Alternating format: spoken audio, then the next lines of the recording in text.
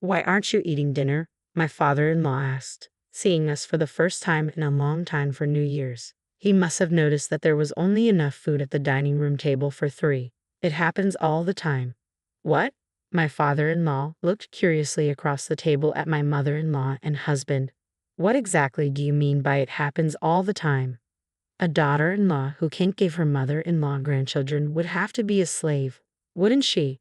My mother-in-law responded casually while chewing on the hamburger steak I had made. "That's right. Ruby is our slave. She stays in the kitchen to take care of us while we eat," my husband chimed in, echoing his mother's sentiment. As expected, he continued, "He took me to his mother's every weekend to help her with housework, even though you couldn't give her grandchildren. I'm letting you stay here. You should appreciate her and do the best you can for my mom." I didn't want to go to my in-laws' house, but I had made a commitment. Even if I refused to go, my husband would verbally force me. He knows I have a short temper and difficulty finding my words. "Mom, I brought a slave. He even greeted me that way recently." "What are you talking about?" My father-in-law seemed offended by the way my mother-in-law and husband referred to me as a slave. "That's not how a normal family with children behaves. Ruby, it's not your fault. You should stop bullying her." "What do you mean?" "You're the one that lives so far away, so stay out of the problem," my husband snapped back. "That's right, Dad. Don't tell me what to do. You didn't have to watch Mom lose the possibility of having grandchildren," my mother-in-law added, with a tone that sounded like they were mocking my father-in-law. I tossed the coffee beans in the grinder while listening to their conversation. My mother-in-law and husband always ordered me to bring them coffee as soon as they finished eating. I was so busy with shopping for my mother-in-law that I only had time to eat a piece of sweetbread earlier. "Come on, I'm hungry too. I'm not sure what I'm doing," I muttered to myself as if escaping from the grinder's blade. A single coffee bean fell to the floor. "My name is Ruby, and I'm a 37-year-old housewife. During the weekday lunch hours, I work part-time in the kitchen of a family restaurant. My husband and I rent an apartment. I used to work at the same local bank as my husband, but I left 3 years ago to focus on fertility treatment. We were unable to have children, so we sought medical attention and were told that the problem was on my side. After a year of treatment, I was told that it is impossible for me to get pregnant. My mother-in-law and husband changed shortly after that. Originally, we were both working and managing our own income and budgets.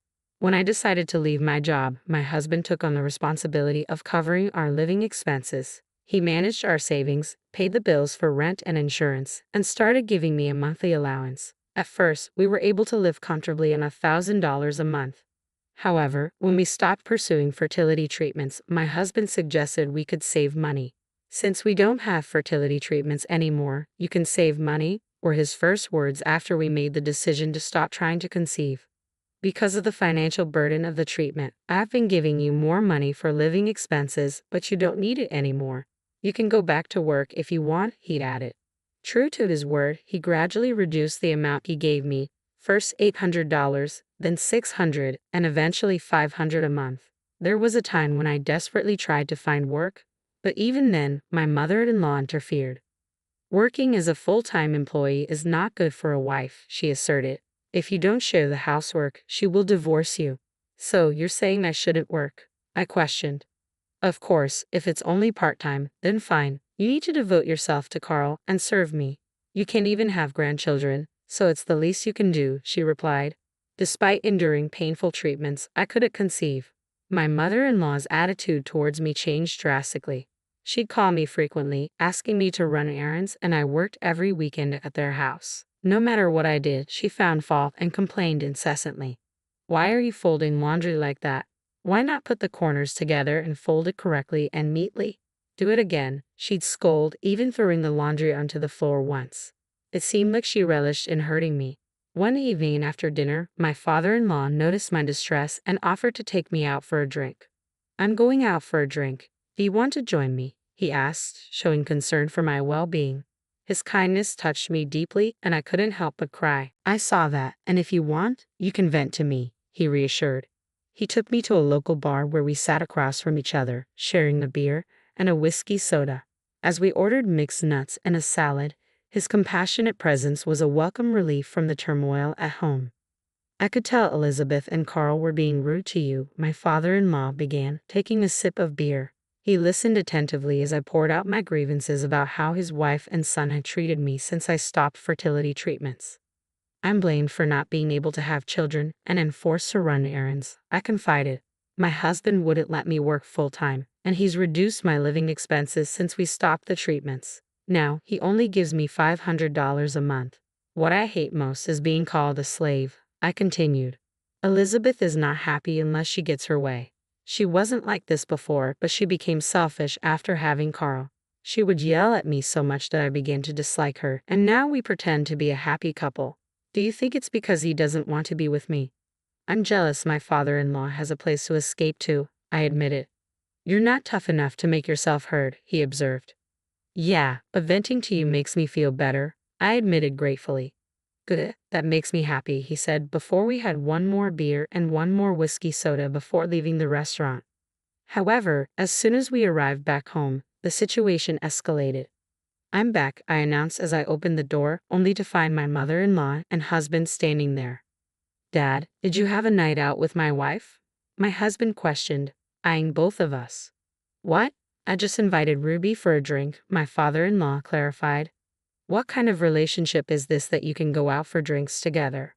My mother-in-law interjected angrily. Just like your husband said, I retorted, feeling the tension mounting. What are you thinking, Ruby? Isn't it wrong for a wife to go to a bar with a man? You can't give me grandchildren, but you still have desires, my husband accused, joining in the finger-pointing. Enough. A powerful voice echoed as if thunder had struck. My father-in-law was enraged, staring down Carl and Elizabeth. What is it with you? All I wanted was for Ruby to relax, he thundered, his anger palpable. The rage sped up my heart rate, I thought, noting the intensity of the moment. Mild men or people can become more difficult to deal with when injured, I mused, watching Elizabeth shudder at her name being called. Was she scared of him, or did she have something to hide? You said what kind of relationship do you have with your father-in-law that you go out drinking together? My husband challenged. That's my daughter-in-law is treated like a slave, and I took her to get her mind off it. That's what happened because of Ruby, my father-in-law clarified, cutting through the tension with his explanation. I can't have grandchildren, my mother-in-law's accusation hung in the air, a barb aimed directly at me. The words ignited a desire to yell, to defend myself against her constant blame for not providing her with grandkids. How can you say that when you hate children? I wanted to retort, but I bit my tongue. Yet even in my silence, I couldn't shake the urge to challenge her unfair judgment. Well, grandchildren are different than other children, aren't they? I finally spoke up, my voice edged with frustration. That said, I don't think you wanted grandchildren enough to treat Ruby like this. You're just making an excuse to point the finger at her. My mother-in-law seemed about to respond, but then she abruptly averted her gaze. Was she tongue-tied or perhaps fearful of her husband's reaction? Carl, wait, my attention shifted to my husband. I heard you only give Ruby $500 a month for living expenses. Do you keep the rest of your salary? I probed, unable to ignore the discrepancy.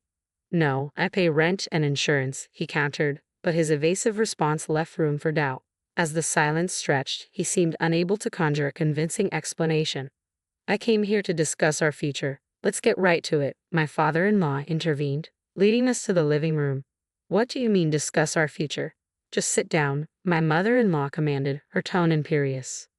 Make some coffee first, Ruby, she ordered, her words laced with condescension. But my father-in-law's sharp rebuke cut through the air. Don't tell her what to do. I complied silently, sensing the tension crackling around me. As the coffee brewed, my father-in-law resumed speaking, his tone authoritative. I'll be retired in a few years after my current assignment ends. I won't be living with you anymore. The revelation left my husband and mother-in-law stunned. What do you mean? They both protested in unison. We've been masquerading as a couple for years, so we no longer need to live together, my father-in-law explained calmly. I'll live where I want, and you can stay here. But my mother-in-law's panic was palpable. That's fine, but I changed my mind after you accused me of being unfaithful earlier, she protested, rising from her seat. I'm selling the house, Elizabeth. I'll leave you nowhere to live. Her announcement sent shockwaves through the room. Why don't you just get a place to live? My father-in-law suggested. But her response was desperate. How am I going to do that? I can't pay the rent. Get Carl to help you, my father-in-law suggested, unaware of the financial strain. He only gives her $500 a month. I'm sure he can pay for you. But my husband's nervousness betrayed him as he struggled to respond. That's not possible, he stammered, his discomfort evident. We don't have any money. If I do that, I won't be able to pay Mom's debt. The revelation hung in the air, casting a shadow over the room. You just mentioned debt, didn't you? My father-in-law's tone turned grave. Explain. I didn't mean what I said. I said explain. My father-in-law's voice thundered through the room, his anger palpable. My mother-in-law dissolved into tears at the sound of his fury, but his rage remained unabated. Mom owes me $50,000. I'm her co-signer, my husband confessed, his expression resigned. Around the time we stopped fertility treatment, Mom made an investment. She made some money at first, but then the stock market crashed, he admitted, his voice tinged with regret. You mean you lost money in the stock market and went into debt? I interjected, incredulous at the revelation. I used family funds. At the time, we were betting on stocks that were supposed to go up, but eventually we ended up in debt. Now, I'm paying it with my salary and Mom's repaying it by working part-time at a supermarket, my husband explained, his tone heavy with the weight of their financial burden.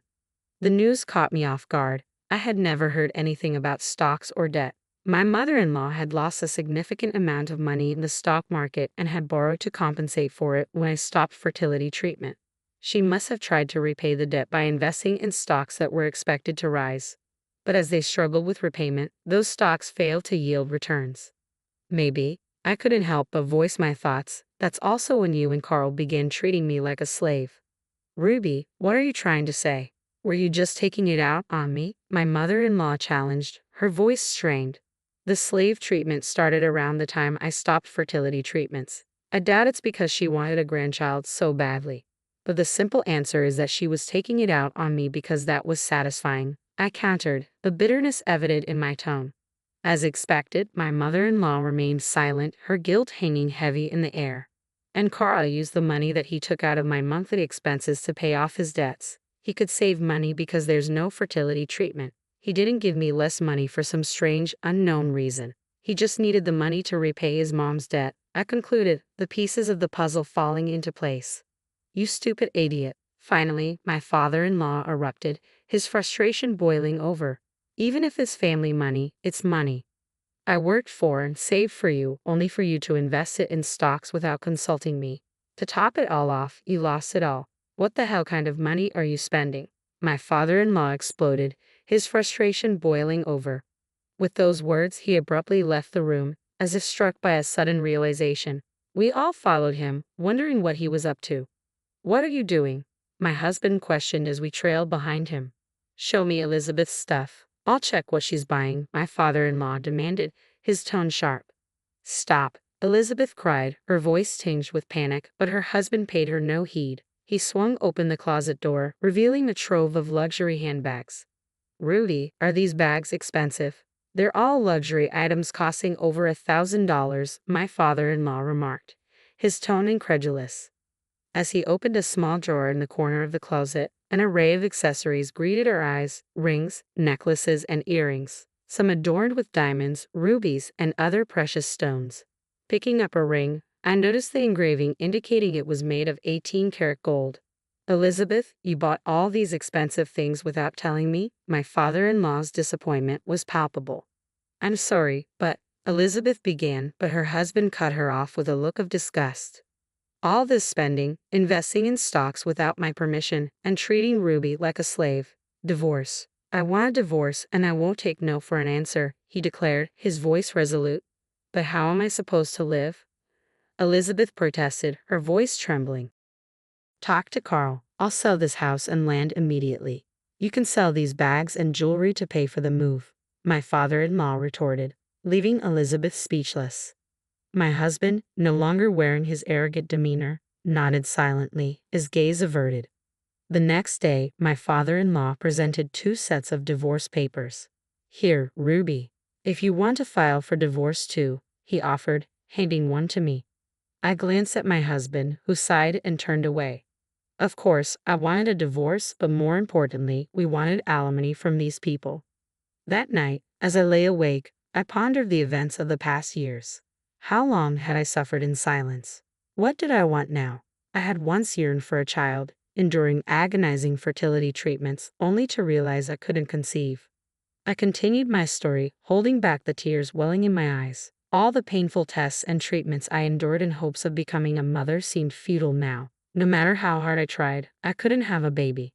As I grieved, Carl informed me that since I no longer needed fertility treatment, he would reduce my living expenses. What are you saying? This is all Carl's fault, Elizabeth interjected, her voice sharp. My father-in-law's horror was palpable, and my mother-in-law fell silent, her accusations hanging in the air.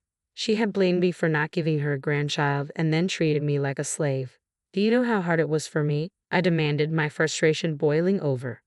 Naturally, there was no response from Elizabeth or Carl. In the end, Carl's actions were driven by his need to pay off debts, while Elizabeth sought an outlet for the stress of financial losses in the stock market. I want you to reimburse me for this, I declared, my voice firm. What if I say I won't pay? Carl retorted defiantly. Sure, I'll talk to my lawyer, I shot back, my resolve unwavering. After the new year, my father-in-law officially divorced my mother-in-law. Within days of putting his house on the market, he found a buyer who intended to tear down the old house and clear the land to build a new one. Left with nowhere to stay, my mother-in-law moved into a rundown apartment, barely holding together. She now resides with my ex-husband, struggling to make ends meet while paying off their debts and alimony to me, a financial burden I'm sure weighs heavily on them. Meanwhile, I found solace in a beautiful little apartment and secured a clerical job at a security company, thanks to my father-in-law's support.